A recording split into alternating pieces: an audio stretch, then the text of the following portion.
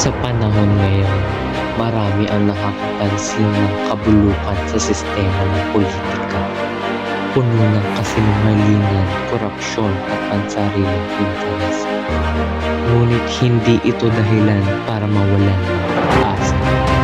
May mga taong tunay na nais maglingkod, hindi para sa kapangyarihan, kundi para sa pagbabago.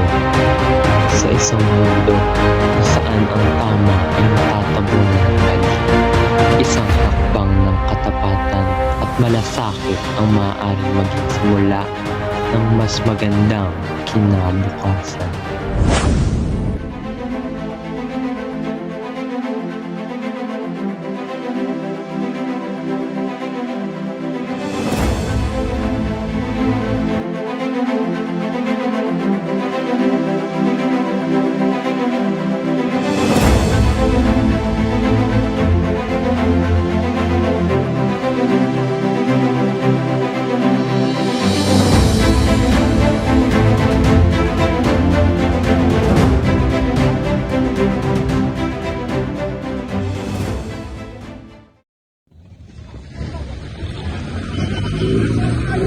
Grabe, sobrang putok ng sistema ng politika ngayon dito sa Pilipinas. Ano kayo nangyari ngayon? Wala talagang mali ang pamamahala sa atin. Ewan ko ba, hindi mo naman yung mga bata ngayon, parang walang halos pa rin. Tignan mo mga bisita. Grabe din. Bababa. Napakababa ng sistema ngayon sa Pilipinas. Hindi ko maaari po. Pinagpunod tayo. Bakit? Tumakbo tayo. Oo, sobrang hirap yun. Nakakagyan yun. Nagigyan ko sa politika.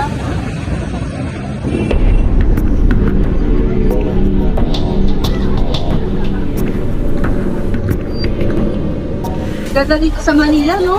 Oo nga, sobrang ganda dito. Talaga yung mga tanawin nila dito. Sobrang ganda yung mga ambience. Sobrang ganda. Sobrang makakit mo ang ganda.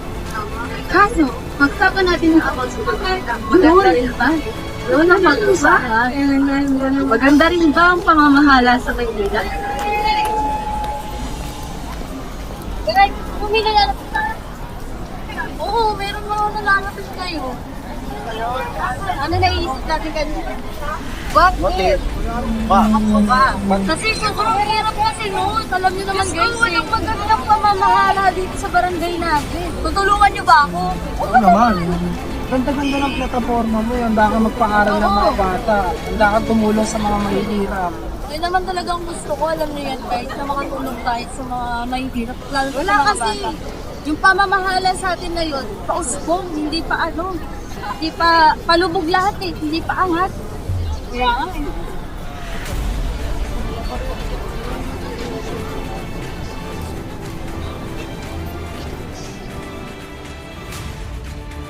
Guys, tulungan natin sa hindi para sa barangay natin.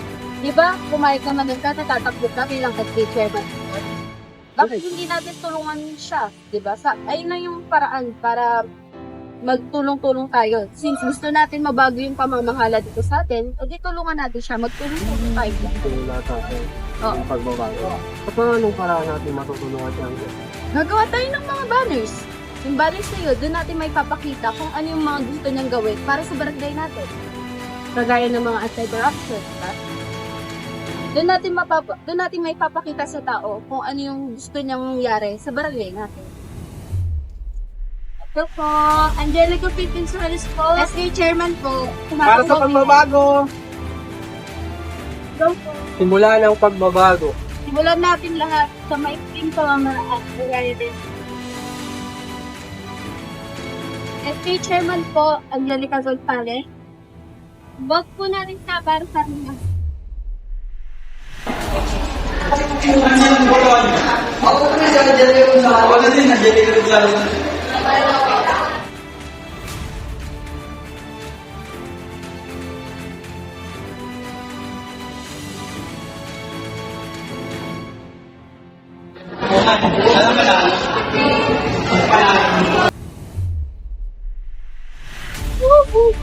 Drop. Sobrang nakaka-proud. Sobrang worth it lahat ng ginawa natin, guys. Isipin nyo lahat ng action na ginawa natin. Ang dami nating iikot. Pero, naman yun, sobrang grabe yung holiday to Joel. Lahat ng mga pangako ko sa kampanya na to, manahat magdito pa. Alam niyo naman na gusto ko talagang manalo naman natin lahat.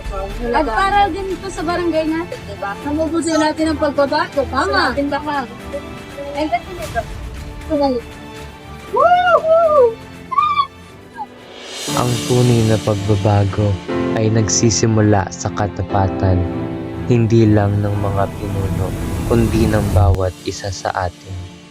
Dahil sa isang sistemang matagal ng bulok, tanging ang tapat na paglilingkod ang makakalikha ng bagong pag-asa.